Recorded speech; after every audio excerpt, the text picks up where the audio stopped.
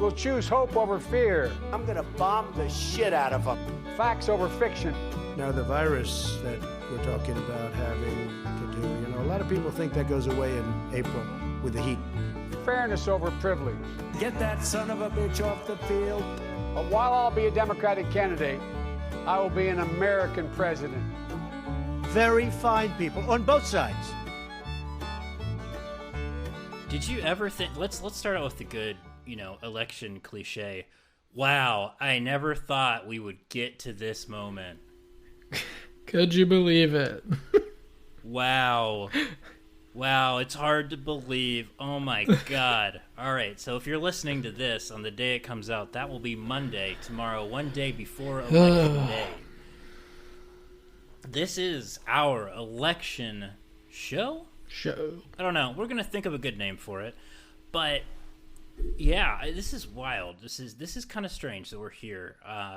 It seems like forever ago, but then it doesn't seem like forever ago, 2016. Yeah, it's one of those things that 4 years has weirdly, it's been the fastest, longest 4 years of my life. I know that sounds odd, but it just seems like the older we get, the faster years go, but these have just not wanted to end. It's been a wild ride. I thought one way that would be fun to start this episode out, though, is to share a couple of stories from elections of the past before we get into the real meat and potatoes here. And I don't know about you. I've seen stories throughout the country of people who have been putting up Biden signs in, I guess, a place you would call Trump country and had them taken down. And I wanted to share what was my favorite shitty story like that, which I don't know if you remember in 2008. I know you couldn't vote then, John, because you were still too young. But that was my first year of voting. So this is back in 2008. I was big on the Obama train. Worked on the campaign in the primary, volunteered, got to meet him. It was really cool. And then I stuck with him in the general. I thought, why not? Of course, no need to abandon him now. And I really wanted to put a sign out in our yard. And of course, as you know, we lived in Parkersburg, West Virginia, a place that, while it was, at times a Democratic stronghold, at that point it was not. And there's a lot of animosity to Obama. I'm not going to speculate as to why. I had put out an Obama sign in our yard, front yard, lived right off of Blennerhassett Heights. Not exactly a highly populated area, but boy, I counted it 14 hours after I had put that sign out. So not even a full day, 14 hours. Sign was gone. My wonderful Ford Explorer that was, it'd seen better days, its name was Dora the Explorer, by the way, was egged and, get this, John, ice creamed. I am not making this up. Somebody had bought vanilla, like the cheap vanilla ice cream, and had thrown it and hit like the side mirror. Now, I'm assuming the two are related, the sign being gone and that happening. Maybe it's not, but I don't know. I've never figured out who the culprit was. To me, there are so many people in Parkersburg that could have done that. There's so many people across the country that could have done that. I have no guesses. I wish I did, Chuck. So many people across the country? Who's coming to my house? That's the thing, Chuck. We don't know, okay? It could have been anyone. Everyone knows the first 48 hours after a crime of that magnitude are the most important hours. And unfortunately, you didn't utilize it. Yeah, for a crime of that magnitude, you are and correct. The crime will continue to go unsolved. Hopefully, one day we can figure it out and have a Netflix special. So what you're saying, let me just get this straight. What you're saying is that I told you this whole story about, property damage, vandalism, and you're saying that I'm the one that fucked up. 1,000,000%. And okay. The reason being... Okay. Shitty take, look, but all right. I didn't do very well in property law, okay? Neither did I. So this is we're already starting off bad here. So I can't really help you. I don't know if it was a crime against property because I really don't know what those are. But it's a crime against humanity. I'm hoping I learn soon. I'll read about it someday. And until then, we'll have to get some detectives on the case. And maybe we can solve this cold one. But I'm not sure. Yeah, I don't know, man. I'm. Let's just say I'm not holding out a ton of hope. Yeah, probably not. So I want to share. We both have favorite election night. So favorite election night story. We're going back again to 2008. For those of you listening who are from Morgantown or who went to West Virginia University at any point in their life, might appreciate this. I was John. I know it's hard to believe, but I was active in the WVU Young Democrats when I started college and when I went there for the first 2 years, and super active in it, volunteered. We were amped, we were pumped. That was the year. It was the year that we were going to win.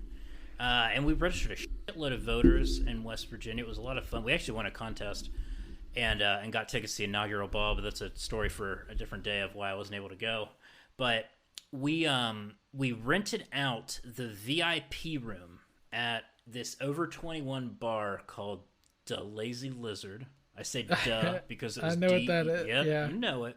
There was only, at the time, there was only 2 over 21 bars, and it was that and Bent Willie's.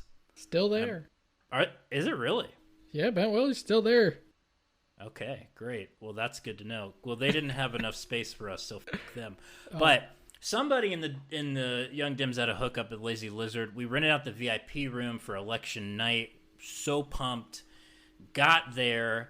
One of my friends, her name was Erica. I'm removing the last name to protect her privacy. She was over 21, had a wristband, got me drinks all night. That was fucking awesome. Loved it. I had a blast. This is like one of my favorite nights of college ever. Like ever. I helped with choosing the music. Like we had the good Kanye back then, like before he went crazy. So we're talking like Graduation album. And we were all just waiting there with anticipation for Wolf Blitzer and his monotone voice to call. I think we were waiting for the results from the West Coast, from California, just to make it official. Like we had known, I think at that point, about like Florida and Ohio or something. And so like it was just a matter of like the electoral votes coming in from California to make it to 270 or above 270. And it came in and we just went absolutely like nuts, like ate shit, just danced all night. It was the most fun I've ever had in college, I think. It blows my mind because in 2008 I was interested in politics, but I wasn't where you were at that time, and you know I had heard about Obama, started to research him, but it blows my mind to think like in 2008 when California was called, that was essentially the election. Because it's a totally different picture in 2020. Yep. It has changed so significantly that it blows my mind because that's definitely not going to be the case this year. Yeah, you're totally right. You're totally right. It's, you know, there's a smidge of a chance that we could have a winner on election night, but it's probably not likely. But John, you have an interesting story. You have a unique story for an election night because it's about your own election. Yeah, weirdly enough, I will say probably the weirdest thing that you go through when you run for an election is voting for yourself. That to me is still a very weird feeling. But a really cool thing that happened was my mom and my sister got to come up. They got to campaign, which they love. They got to go around, shake babies and kiss hands, do all that kind of fun stuff. And, they were there for election night. Obviously, it didn't go my way, but it was still a really cool experience. I got to speak and do all these really fun things. So, I mean, election night, whenever you're running for office, is a lot different than just watching the results come in. But it was a really good experience. I don't know if I'll ever do it again, but we'll see. Yeah, I wish I could have been there. Unfortunately, I had to be back in Nashville as we thought at the time that Phil Bredesen was going to win the Senate race. Our internals had us up, and every year like turnout in Memphis was good, but as we know what happened. We know now what happened. The worst human being on the face of the earth got elected instead. So here we are. Wait, Trump is a senator too? Well, yeah, fair point.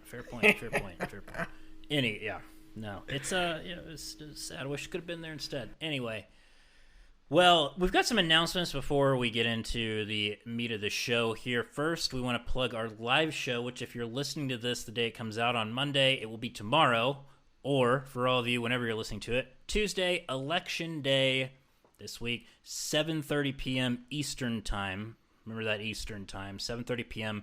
We will be on Instagram. We should be on, I think, all the platforms. We had some technical issues last time that prevented us from being able to do so, but for sure on Instagram, we will let you know and give you some updates. We're going to be on the other ones too. So look for that. We're going to be going through the results as they come in from Florida, from Ohio, from North Carolina. We'll definitely be able to provide a lot more analysis on Florida, let you know kind of what's happening there. I've been doing a deep dive into the data. Should have some good information for you all. And I've flagged a couple counties that could be interesting that a lot of the pundits aren't talking about. So come for those hot takes. You don't want to miss it. I promise you don't want to miss it. It's gonna be such a fun time. Chuck's gonna do the research. I'm gonna do the drinking. We're gonna talk about elections, politics, all of the really important things that you want to hear about. And since it's on all these different social media platforms, you will also be able to interact with us just like last time. It'll be fun. Make sure you're there.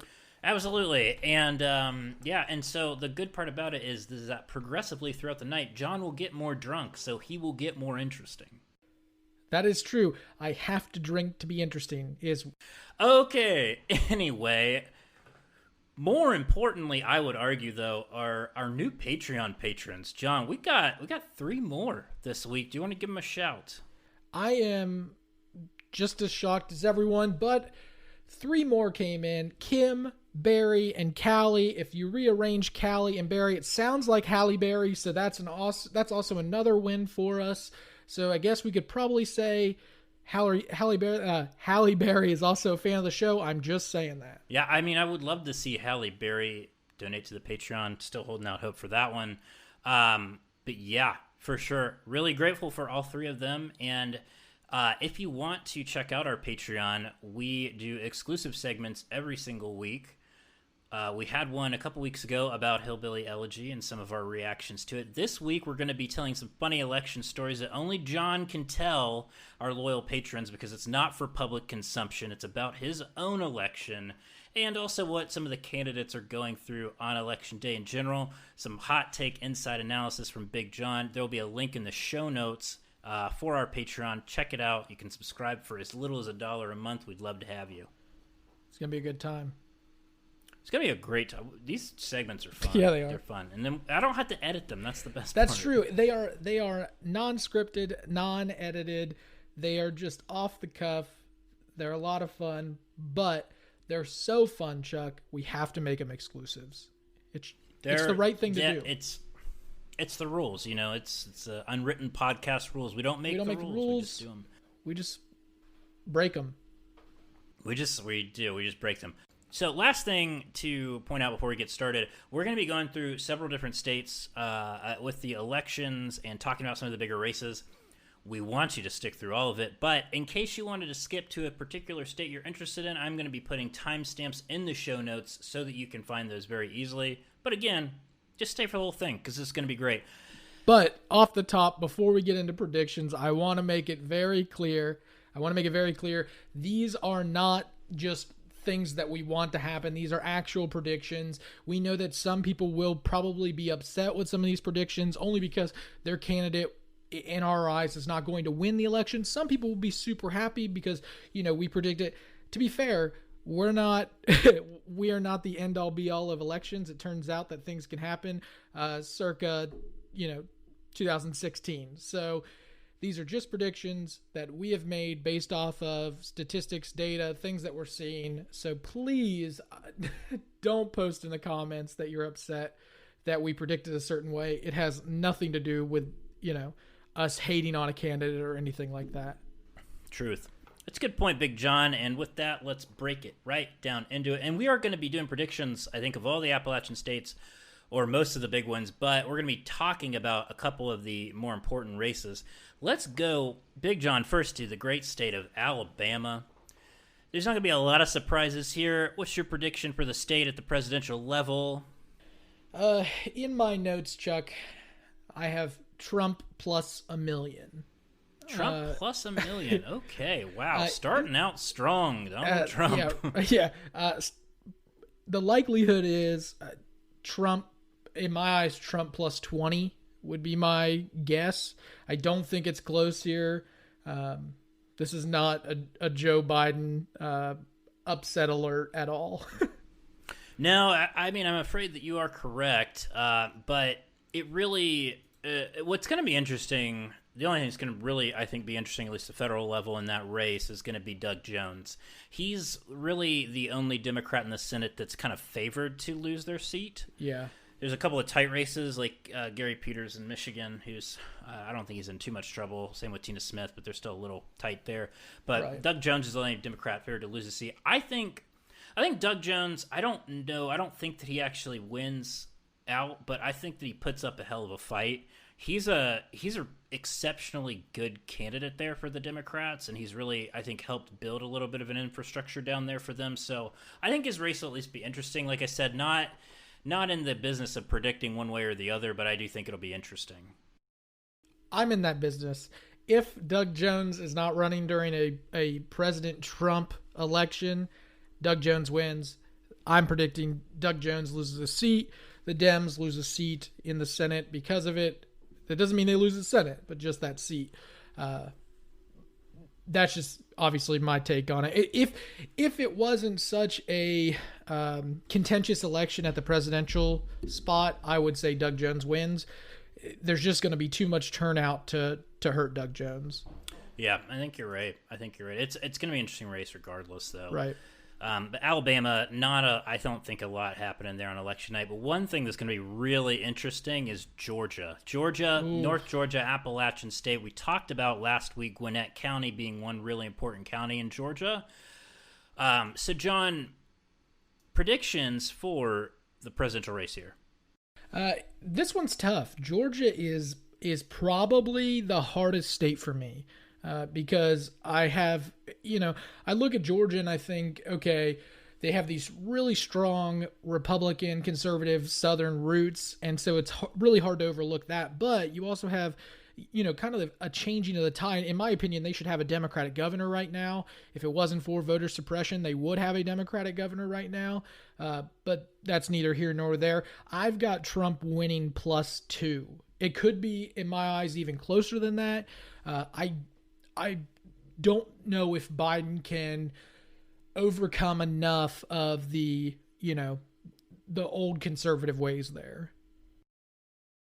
That's a fair take. Yeah. It's going to be interesting, right? I don't know one way or the other, quite honestly. What is indicative is how much time and money they're investing in that state late in the game. And this is going to be the same for Ohio. That tells me that they see something there, right? That in their polling that is going to indicate to them that it's worth swinging for. And I don't know. I think if you look at just like the numbers, and how they've trended, even with all the voter suppression issues during Stacey Abrams' time, she barely lost. And that right. Georgia has been poised to flip for a long time. And I'm fine with being wrong in predictions. I don't give a shit. So I'm gonna do the unthinkable here. I'm gonna say that Georgia flips for Biden barely on the razor's edge. I don't think it's the unpredictable, the impossible or anything like that.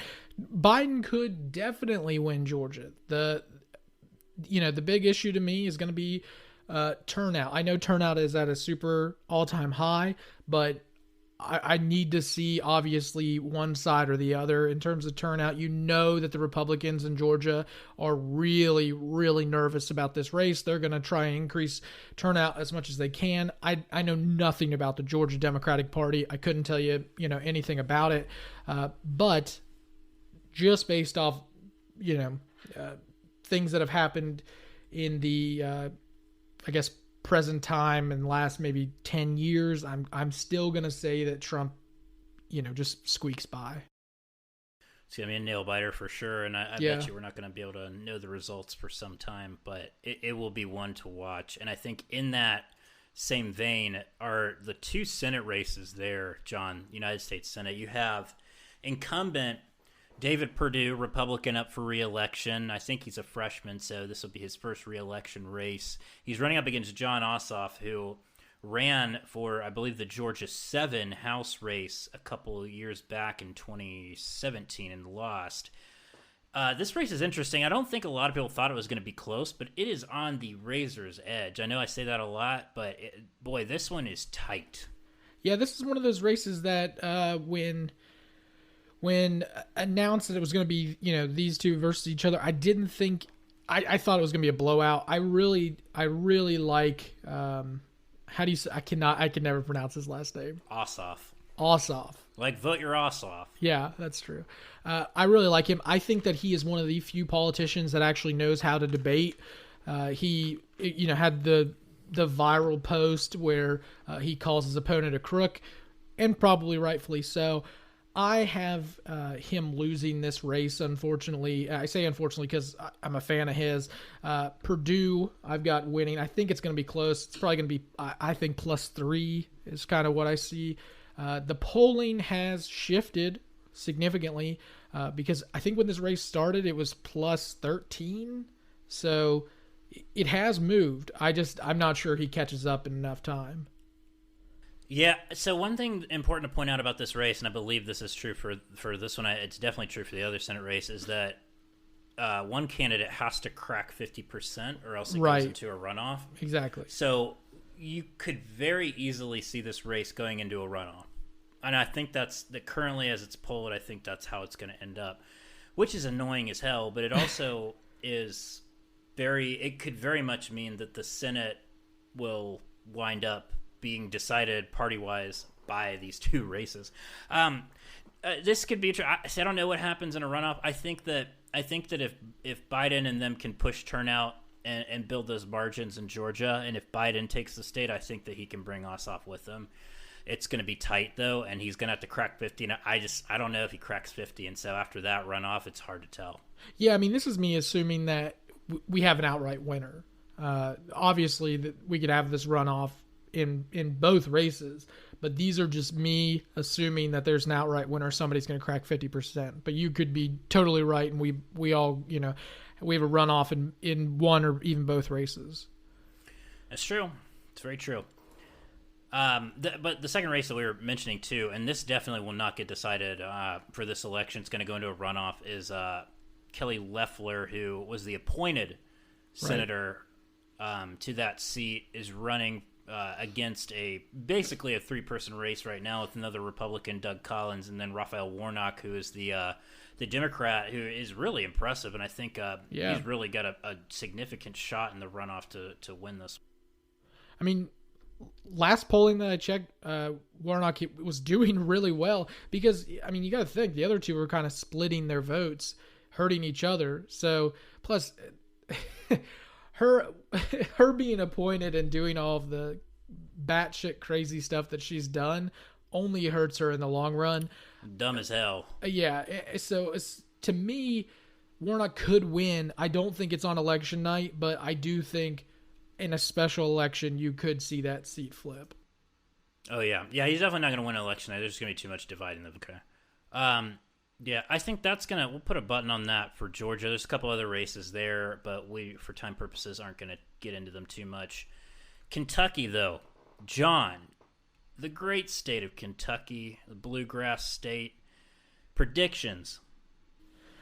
Presidential is pretty easy in my eyes. This is a Trump state. I, again, have +1,000,000. It's obviously not going to be that. I think +11 is where I really have Trump winning Kentucky, but it won't be close. Yeah, I have it listed as Trump by a maker's mark mile. Leave it up to your interpretation what that means. But yeah, I don't see it. I don't see it. I know that Bashir won as a Democrat statewide in, 2019? But I just in a high turnout year, I just don't see it. I don't see it. But there's another race that we want to talk about: Amy McGrath, Mitch McConnell, Senate. That's a tough one. Amy McGrath, I think, is a great candidate.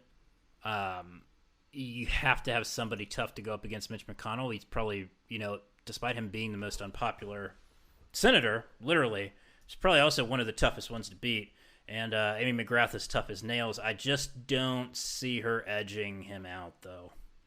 100% McGrath could beat the shit out of McConnell. Like, if it was an actual fight, I'm putting $1 million on McGrath. No way. It's not even close. Her ads are awesome. Like, I've watched her ads like over and over. I remember she had a couple ads in 2018 that she ran? No, when was it? 2018. She ran against Andy Barr, I think. Yeah, she had some really good ads then. She's got some really good ads now. Her background is, pretty impressive, but I don't have her beating McConnell, unfortunately. I also have, maybe I'm the only one here, but Chuck, have you noticed that Democrats seem to be torn on McGrath? Well, how so? I've seen some people kind of farther on the left that don't think McGrath is far enough left. I think, I think I've seen that, yeah. I think that you're going to have that complaint pretty much always from some people on the left, I guess. Right. I don't know that it's enough that matters, I guess. But, yeah, I've heard that criticism for sure. I just think, like, yeah, I don't know how many of those people actually live in Kentucky, number one. And I don't know, man. I think that I don't think that that's her problem. I just think that there's not enough infrastructure right now in Kentucky for Democrats to be able to unseat the king, I guess you could say. I'd love for there to be, don't get me wrong, I really would, but I don't know, I just don't see it. Right, I think that the point I'm trying to get at, though, is you can't beat a guy like McConnell if you haven't solidified your own party. So if you have those whispers, the worst thing that happened, I know this is going to piss people off. This is a hot take, Chuck. You could put a little hot take hot thing take. in. Everybody look out, hot take. The worst thing that that happened to McGrath in this election cycle was Charles Booker getting into the race. Oh, we are gonna you fucking had us losing this goddamn. It's not because now. Charles Booker's a bad candidate. In fact, I think he was too good of a candidate because he essentially will do what I think a lot of Bernie voters were tempted to do in maybe 2016 and maybe even now. But you have people who are very loyal to to Bernie. You have people who are very loyal to Charles Booker. There are still people on our feed that are still pushing for Charles Booker to win this election. He's not even in the race. So to me, I'm just saying that he has a big following, and I think that it will hurt McGrath. It's not going to be the reason that she loses or anything. But again, you have to solidify your own party if you're going to beat a guy like McConnell, who, although is a terrible senator, he's terrible at his job. He's unfortunately popular in that state. I have him winning by at least 7. I think you're probably right on the winning, but I guess I haven't been following it enough to really opine on the Booker factor. I know that people were pissed because he narrowly lost and was outspent like a motherfucker, but that's the nature of the beast, I suppose. It sucks, but that's how that's how the system unfortunately works. And moving though to Mississippi. Whew. Trump. No, John, Jesus. Wow. I'm not Trump. John, prediction. John. I have Trump here winning plus 2 million. Plus 2 so million. Even more than what I've had in the past. But this is Trump country. Realistically, I have him plus 15, but it won't be close. I actually kind of disagree with you. I don't think it's Trump country. I think that it is a lot of barriers to it being a Democrat country. And I think that the state probably goes by maybe 12 points. Like, I still think it's going to be high, but I think there's a ton of barriers that prevent Democrats from being able to register and get people out to the polls. Well, yeah, I mean, they don't have early voting. Exactly. And that's one of it could be, I think it could be a Democratic state. But one thing I wanted to flag, though, here while we're here is the Senate race, which I think it could be kind of interesting Mike Espy is the Democrat who's running against incumbent Cindy Hyde-Smith. Mike Espy is a fascinating guy. In fact, I think I'll roll a clip. Our listeners can kind of hear a little bit about his bio. Mississippi is changing. My great-grandparents were slaves brought to Mississippi from Georgia and Virginia. But their son, my grandfather, Thomas Jefferson Hudson Sr., founded the first hospital for African Americans in Mississippi because he believed that black women should give birth on comfortable beds and on clean sheets instead of in the cotton fields. My grandfather broke barriers, and through his legacy and through his fortitude decades later, well, I broke a few more. I was the first African American to represent Mississippi in the United States Congress since the Civil War era, and then later, the first and only African American to become Secretary of Agriculture. I'm Mike Espy, and over my lifetime, I've seen a lot of changes in Mississippi, but progress in Mississippi is still too slow. The guy is really interesting. He was Clinton's ag secretary. He was the first black congressman elected out of Mississippi since the Reconstruction era in 1986. He's got a really impressive background. He's been polling fairly close to Hyde-Smith. I think she'll probably win, unfortunately. But, you know, look for this race. Look to see where it ends up going into the evening and into the next couple of days, because it could be really interesting, especially if you do get high turnout, especially in the Jackson, Mississippi area is a place you'll want to look for that. Yeah, I've got Hyde-Smith winning by +5 here. To me, I hope that Espy runs again. I think in another either 2, depending on what he's going to run for, 2 or 4 years, he could flip a seat. He's that good of a candidate. I just, again, don't think it happens this election. 2020 it's too contentious at the federal level, and I think it's too many down ballot votes. Yeah, he ran a hell of a race for it in 2018. And so, yeah, I do think, I mean, if he's got it in him to run again, I think he should. He'd be a great senator from that state. Moving on, John, to probably, I would say, one of the most important Appalachian states on election night. And I say on election night intentionally because I think we could get some results on election night, and that is North Carolina. Whew. Put your hands up, take your shirt off, but don't do that at the polls because they'll kick you out before you can vote. Twist around your head just like a helicopter. Oh, we're going to get copyright strike. Petey Pop, no, hey, man, this is an original reproduction from you and me. We're fine. It's true. That's right. Lay it on me, Big John. What do you got here? This is a hot take. This is tough. This one is I was talking to my wife about this today, about North Carolina. We hashed it out. I unfortunately have to say I think Trump squeaks by. I've got Trump +2 in North Carolina. It's not because I want that to happen. It's because looking at the numbers, Biden is polling really well. I don't know if those people are going to show up to vote is always my worry. When you say you hashed it out with your wife, does that mean that you got into like a literal fight about North Carolina? No, we were not fighting or anything like that. We were honestly trying to just come to a conclusion on the state. Again, I have Trump winning +2. Trump to me is, although not polling as high, I think he just squeaks by in North Carolina. I think there's a lot of movement for him, but it just worries me. Yeah, this is gonna come down to the wire. I think Biden has the edge there. I do, but it's going to come down to the wire. And I think people are motivated to get out the vote there.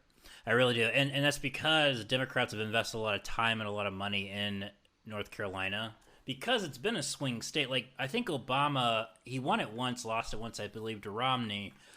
But, right. You know, it's poised to still kind of switch hands, and you've got a lot more people moving into the Charlotte area, into the Research Triangle area.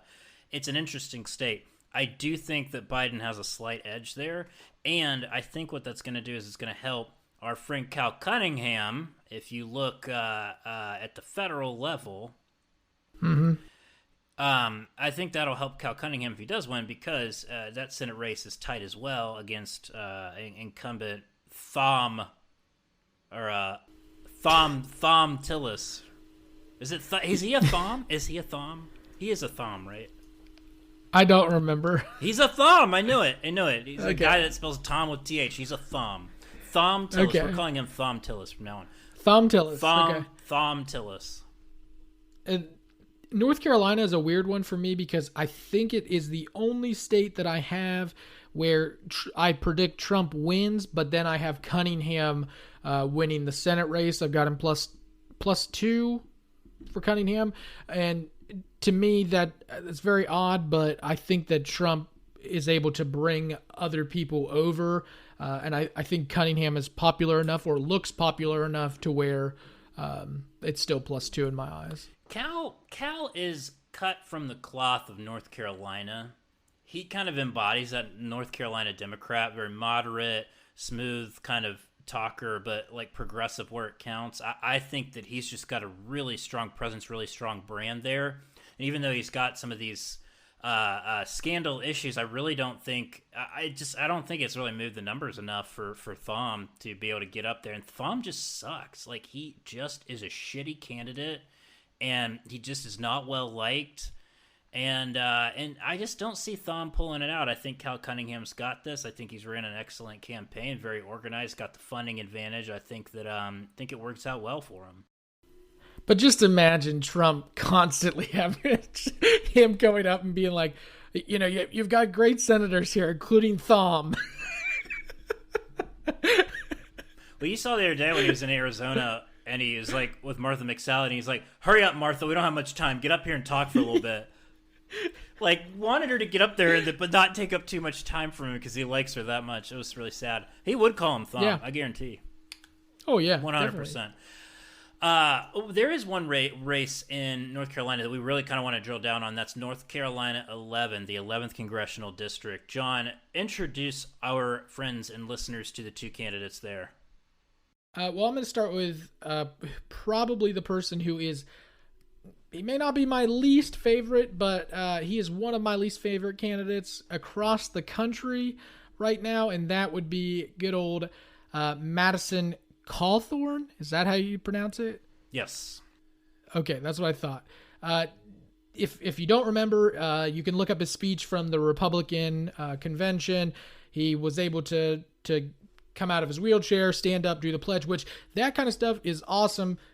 Kudos to him. No one's going to obviously push back on that. What I will push back on is the guy himself. And the fact is, you can look at his policies and you can look at things he said. On the other side, though, is Mo Davis. To be honest with you, I don't know much about Mo, but I do know that when you Google Mo Davis, there are a lot of super funny tweets that come up where Mo just goes off. Read them. Read the tweets. I sent you one today, which was probably my favorite tweet that I've read from a politician recently, and that would be Mo Davis. Quote, "Screw they go low, we go high bullshit. When at North Carolina GOP extremists go low, we stomp their scrawny, pasty necks with our heels, and once you hear the sound of a crisp snap, you grind your heel hard and twist and slowly side to side for good measure. He needs to know who whooped his ass." Good God.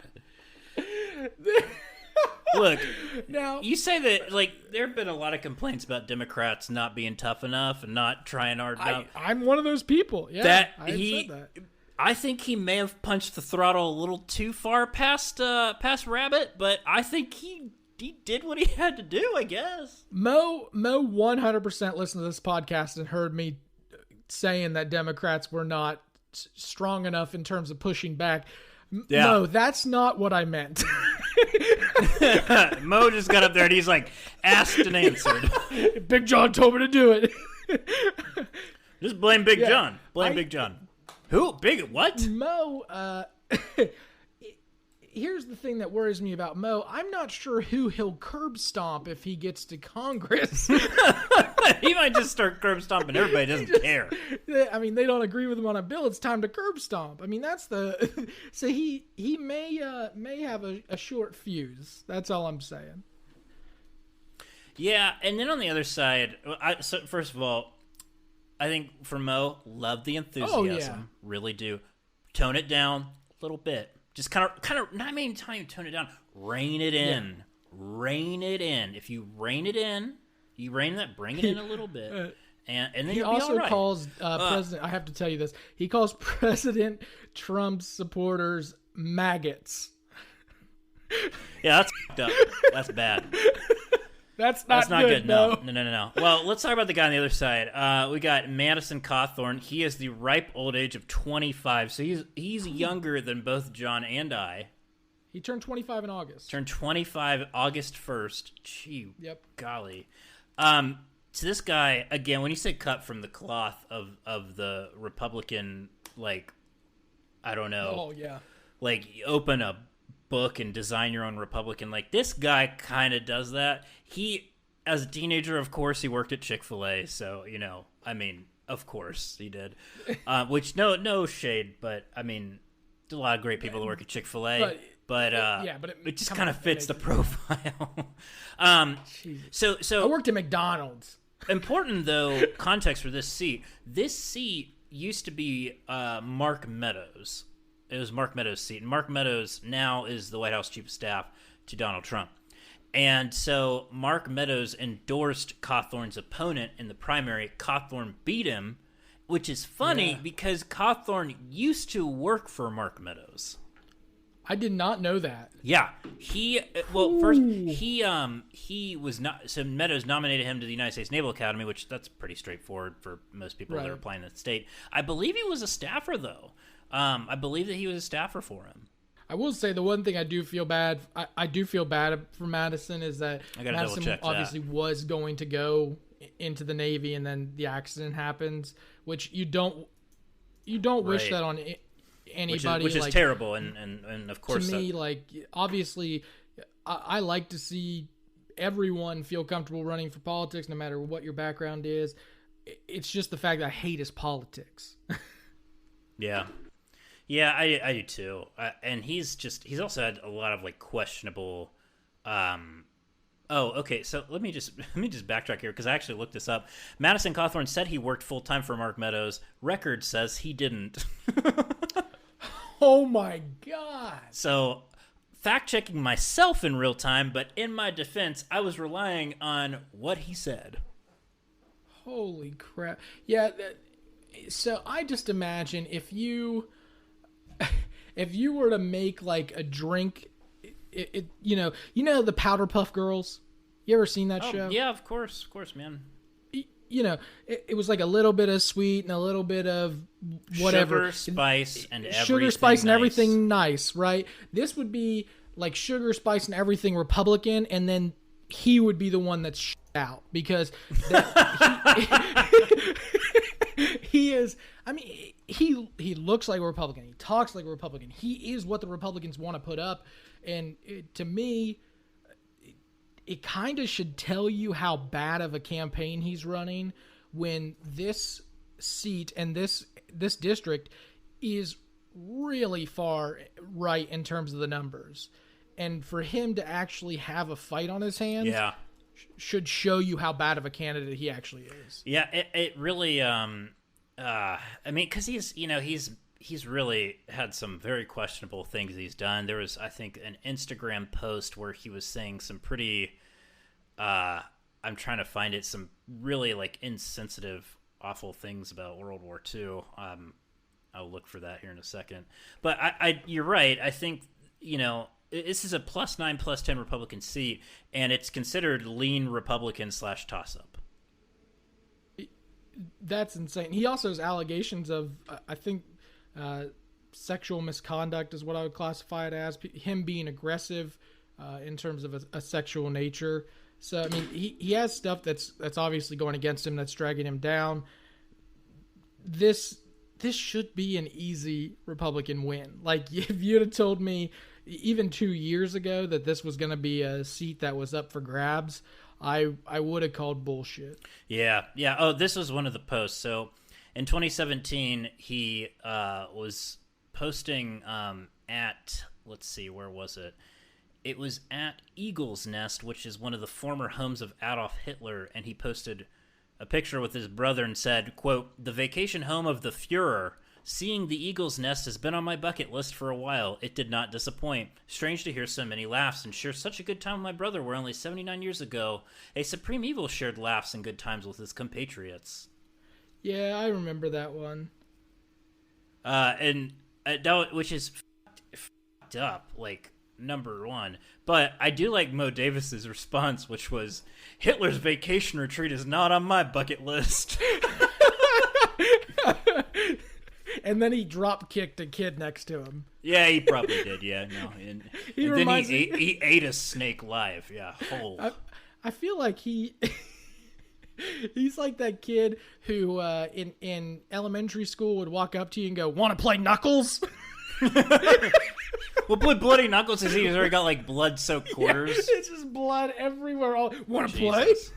That's who you're. Oh God! What's your prediction for this race? This one to me is a massive toss-up. In my heart of hearts, I have Davis +1. Same. I am. Now Madison could easily win this race. I mean, He could. This is if stars align. But I'm gonna go. Mo Davis +1 wins the seat. Same. Mo Davis +1. Asheville's going to turn out and turn up for the Mo. Let's move on real Welcome quickly. to Mo's. Welcome to Mo's. You want a can of whoop ass? Welcome to Mo's. Here's a drop kick, motherfucker. Here's some deer shit from Madison. Let's move on real quick to Ohio. Not a lot of big races there, but what's your prediction for the state? Oh, people are gonna be pissed. I've got Trump +3. I think Ohio could turn, but I just think that they're gonna go for Trump. A lot of late energy there. I'm kind of the optimist on this show when it comes to stuff like this a little bit, but yeah, I say Biden +1. I think he pulls out a shocker. He's investing a lot of money, a lot of time there at the end. I think it could happen. Yeah, I mean, he definitely could. It would not shock me if Biden wins Ohio. To me, I think there's too many people in very rural settings that are willing to come out this year and to vote for Trump like they did in 2016. Yeah. Same. Yeah, that's interesting. I we'll see. Let's move on real quickly. Pennsylvania, your prediction? Biden +1. Biden +1. Okay, I've got Biden +4. I think he gets a fairly comfortable win here. I think he's been putting a lot of time and energy into this place. I think there's still a lot of energy for Scranton Joe. He would have been +100 if he would have done the pepperoni roll thing we talked about last episode, but yeah, we'll see. Yeah, which I took heat for, but I'm gonna what do they say, Goose Fraba in anger management. But the big thing here is, you're right, I think Biden wins. He really missed an opportunity to have the entire cast of The Office do a commercial for him and then just run it in Scranton. That would have made sense. I would have loved it. Everybody would have loved it. That would have got him over too. Missed opportunity, but that's okay. Biden +1 for me. Wow. Okay, Chuck, I don't want to go too far into this. I do have 3 quick predictions in terms of at the federal level in Pennsylvania. I've got, if you're in Pennsylvania, 8, 10, or 17, you're going to want to listen because I've been known to get these right a few times and wrong a lot. PA 8, I've got Cartwright +4. PA 10, I have Perry +2. And PA 17, I have Lamb +3. Dang. So if you like it, you're welcome. If you hate it, I'm sorry. Sorry, I was getting distracted by some really stupid fucking tweets from JD Vance. I don't have much to opine on, but I think Connor Lamb wins because Connor Lamb is a great congressman. Let's go to South Carolina. We'll do real quick here. Prediction. Trump wins. I didn't even. I would say +4 Trump. I'd say probably +5, +6 at least for Trump. But the Senate race there, boy, that's gonna. Oh, this is the big one. Yeah, this God, this one pisses me off because I want to say Jamie Harrison so badly because to me Jamie Harrison has ran the perfect race. If I had to look at somebody's campaign and say that's who you should mimic, it would be him because he has done a fantastic job. And not to mention, I don't want to take any credit, Chuck. I don't want to take any credit. But I did meet him at the beginning of his run in 2018. So we did have a discussion about, some of the things I was seeing. But that's neither here nor there. I don't want to take any credit.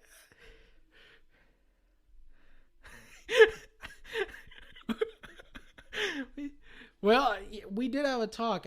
I told him, obviously Myrtle Beach is just another panhandle, so he really did need to talk to me. Here I have Lindsey Graham +1. Jamie Harrison, I want Jamie Harrison to be +50 all day, every day. Graham, though, he just won't go away. He just won't. I gotta say, I think Graham probably edges him out, but boy, I think that this is an ultimate toss-up. It could go either way. I think you're right. Jamie Harrison has ran the best campaign you could possibly conceive of, and I think that nobody really expected there to be a race here, and that's the important part is, I think at the beginning, very few people kind of put their faith in Jamie Harrison, not as a reflection of him, but just as it's South Carolina, how realistic could this be? And he has proven that you can play to win there, and he could very easily, we could be talking about this a week, 2 weeks later, and talking about Senator-elect Jamie Harrison. That's how I feel about it. Tennessee, your prediction, Big John. Presidential Trump wins. Trump by a mile, of course. Federal. This is going to piss off some of our listeners. I know. I'm sorry. Look, I'd want it to be different, but Bill Haggerty has got this in the bag 100%. Marquita Bradshaw's ran an interesting race. Very interesting indeed. She surprised a lot of people by winning the primary, but there's just no, and there's no, I keep saying this infrastructure, but there really isn't. There's no infrastructure for a Democrat to win there, especially in a presidential year. Phil Bredesen, considered one of the more popular Democrats in the entire state, lost by over 10 points in 2018. I just don't see it. Oh, there's one thing I wanted to point out. A lot of people were citing a couple different races in the congressional districts in Tennessee. I don't think any of them are going to go in an unexpected way. But there was one in Tennessee District 2 that's Knoxville area, and they were talking about Renee Hoyos, who's the Democrat running against Tim Burchett. First of all, Big T Burchett's going to win that one. He's an interesting cat. I don't agree with his politics, but he's a very interesting guy, and I think for the most part fairly genuine. Renee Hoyos, though, I agree with her politics, but I got to tell you a story because I'm still a little salty about this. Back in 2017, when I was doing some grassroots work in Tennessee for flood insurance reform, she was the head of, I want to say the Tennessee Rivers Association or one of those organizations. And I had called her to try to get her to sign on to a letter or something. And she was just basically nothing works in government, blah, blah, blah. It was very pessimistic about Congress doing anything, which is fair. That's fair, but I was but this is something that's got bipartisan support. I don't know. She kind of balked at the idea, sort of came back to it, but then ultimately never signed the letter. And I was I'm still kind of salty about it. Well, I think you should be. I think you should. And I mean, look, if I lived in that district, I'd probably vote for her. But I was it's interesting now that she said all that, but then she does her second run at Congress. That's what I was about to say. Is those types of people always, to me, I get a little annoyed with that on both sides of the aisle. If you're gonna say government doesn't do anything and you yada yada yada, I understand that you run because you want to change things, but then again, I'm leery of why you're saying that in the first place. So, and then running to get that job essentially, that bugs me. Obviously, I would be with you as well. I'd vote for Renee, but I think obviously that goes the way that we think it does, and I agree with Haggerty. Yeah, I don't agree with Haggerty. Not that I agree with him. I agree that Haggerty is. Yeah, he's a friggin' robot. He's a weird dude. Anyway, let's cruise through Virginia real quick. Your prediction? Biden gets to plus. I got +6. My new state here in the state of Virginia, which I proudly cast my vote. You got to vote in a swing state. Swing-ish, yeah. I mean, it's trending blue. But yeah, no, I did. It was very exciting. I cast my vote for one of the best senators, Mark Warner, who is going to win by even more than Biden will win. And I think that's how it's going to go. But let's cover both our home state, the great state of West by God, Virginia, to round this out. John, your prediction. Trump by 20. Trump by 20. Trump by a mile. He will win this, and he won't win it, though, by as much as 2016. That's my big hot take. I think that was 26 points, right? I have no idea, but it was a shitload. Okay, well, I've got him by 20. Okay, all right. Let's go to the federal a little bit, because, look, we got some questions about a couple races here. We'll dig into a little bit. John, this is how you premise the thing. Look, we're going to have some people that are upset about the prediction here. Again, not how we want it to go necessarily, but, John, for the Senate race, Paula Jean Swearingen and Shelley Archmore Capito. Yeah, this is one of those races that I didn't want to predict, only because I know how... I guess devoted Paula Jean's supporters are, and rightfully so. She's run, 2 tough campaigns now. She's done a good job, but it's Capito by a lot. It's not going to be close, unfortunately. It's going to be one of those races that we look back and we say, at least there was somebody who campaigned their ass off against Capito, because Paula Jean has done that. There's no one that could take that away from her, because she has run a race in which she never stopped, which is... And campaigned on what she believed in, didn't compromise on her values. Never jumped off her... She fell on the sword in which she claimed to be holding. So to me, it's a good race by her, but Capito wins, I have, by 15 points. Yeah. I don't know how much she wins by, but it'll be a lot. I think the same will probably go for all the House races. Again, candidates that are really fighting hard and fighting the good fight, but it's just tough terrain. It's really tough terrain if you're a Democrat. It's a bad sign when national pollsters are not running polls in any district in West Virginia. That's a bad sign. Yep. Republicans easily will control all 3 seats of West Virginia. Yeah. And so let's look at some of the state law, because, of course, we had Ben Salango and Sam Brown-Petzonk on, sure, governor and AG candidate, respectively. Let's talk about those for just a little bit. Yeah, I mean, to me, the worst thing that happened for Ben Salango was the coronavirus response. And not because I think Jim Justice did a great job with it, but the fact is Jim Justice was able to have 3 press conferences a week talking to the West Virginia public. So that to me is about the best free campaigning you can have when it comes to a race that should have been closer than it's going to be. This, unfortunately, because I like Ben Salango, I have Jim Justice winning by at least 9. Yeah, I'd say so too. I think, and there was definitely a path to victory there. And it's not by the fault of Ben Salango. It's just the nature of what has happened. And I think you're right. Yeah. Yeah, I mean, it's unfortunate because I think that Jim Justice is a terrible governor who has no business holding that job. That's just my opinion, but.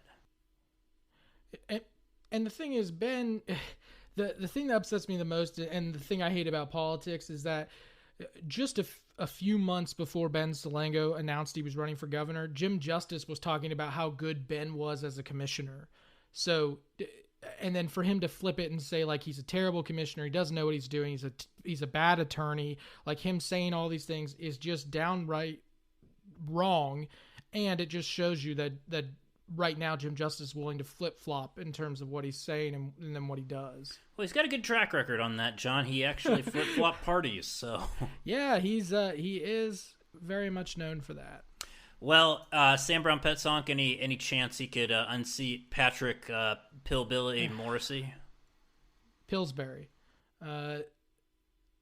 This, to me, is the race in the entire country that I wanted the incumbent to lose. To me, Sam would make a 1,000 time better attorney general. Unfortunately, the state is not going to agree with me. I have Morrissey by 6. Yeah, I mean, I think you're probably right, but boy, I'd love to see that happen. I'd love to see him get unseated. A couple of races that we want to watch at the local level. Some of him we've had on our show. Rusty Williams, which district is he in, Sean? Ooh, he's in Kanawha County, and there's 8 candidates, 4 seats available, and it's like the 35. Yep, 35. I can't remember. 35, yeah. So, yeah, he's in the 35. 35. So, yeah, Rusty Williams was on our show, our first guest, actually, way back in the day, running in District 35 out of Kanawha County. I want to watch that. I want to watch a couple people that I went to church with growing up. Trish Pritchard, District 10 race, and then Wendy Tuck, who's running a competitive city council race in our hometown of Parkersburg. So, really wishing them the best. I have Wendy winning. I do. I have Wendy winning because the person she's running against is, well, he is who he is. I have her winning. Unfortunately, I have Trish losing. Yeah, I mean her seat's really tough. It's so tough. It's so tough, and it's a 3-person seat, but it just goes too far into other areas for Wood County to carry it at all. So it's a tough seat. The other one that is going to be a big one in terms of this is Harrison County. Harrison County, if you don't know, Tim Miley, who was the minority leader for the West Virginia Democrats, he retired this last session. So he is no longer the minority leader. There will be a new minority leader, and his seat is up for grabs. So it is a massive election in Harrison County. Let's close that out. This is a big episode. Hopefully we will... You'll find this interesting. You'll find it amusing. Join us, remember, for the live stream on election night, 7:30. Let's move right into this big, bad, wholesome beef with Big John. Ladies and gentlemen, live from Parkersburg, West by God, Virginia, it's the 18 Husky himself, Beef with Big John.